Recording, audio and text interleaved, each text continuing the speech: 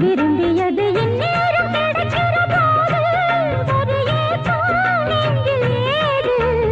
எல்லோர்க்கும் நினைத்தது போலே மன வாழ்க்கை வாய்த்திடாது. எப்போதும் ஒருவனை எண்ணி தவித்தேன், இப்போது நான் அதை கண்டுபிடித்தேன். வெற்றி மேளம் கேட்கும் நேரம் கூட மாமனோட. இந்த மாமனோட மனசு மல்லியப்பு போலே பொன்னானது.